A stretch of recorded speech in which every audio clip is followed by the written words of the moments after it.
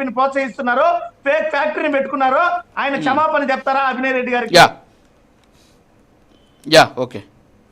ఇప్పుడు ఒకటి సురేష్ గారు మళ్ళీ వస్తాను మీ దగ్గరికి. కృష్ణవేణి గారు కూడా జాయిన్ అయ్యారు. కృష్ణవేణి గారు, ఇప్పుడు జగన్మోహన్ రెడ్డి గారు ఇప్పుడు ఒకసారి పీసారు, ఆ విజువల్ పక్కన ప్లే చేయండి. నిన్న పెళ్ళికి వెళ్ళారండి, ఆ జనం ఏంటి, అంతమంది జనాలు వచ్చారు. సో బీభత్సంగా ఆయనకి బ్రహ్మరథం పడుతున్నట్టు ఆ విజువల్స్లో కనిపిస్తున్నాయి, drone visuals.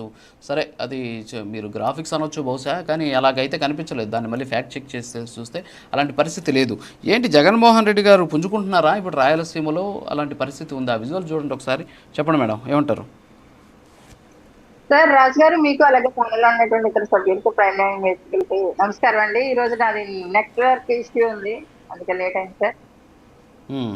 Sir, Jaganmohan Reddy గారు అక్కడ పెళ్లికి వెళ్ళారా లేకపోతే ప్రచారానికి వెళ్ళారా అన్నది కూడా వాళ్ళ కార్యకర్తల్లో కూడా క్లారిటీ ఉందో లేదో కూడా క్లియర్ గా తెలియదు సార్. ఎందుకంటే జన సమీకరణ అక్కడ జరిగింది అంటే ఇక్కడే పులివెందుల్లో జడ్పీటీసీ ఎన్నిక జరిగింది సార్.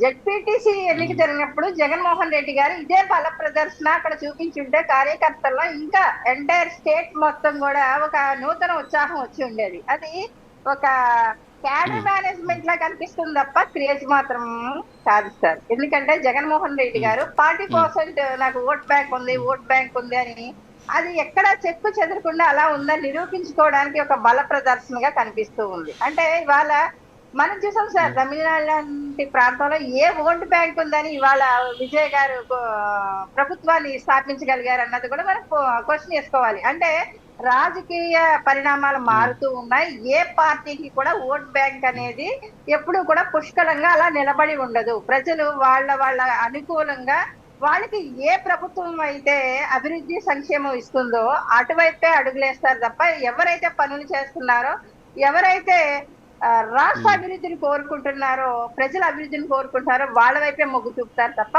ఓట్ బ్యాంక్ అనేది కూడా అది పుష్కలమైనటువంటి ఓట్ బ్యాంక్ అనేది కూడా విజయ్ గారు విజయంతో కావచ్చు, పశ్చిమ బెంగాల్ బీజేపీ చూడండి మేడం ఒకసారి ఆ విజువల్ చూడండి. కాదు ఒక్క నిమిషం.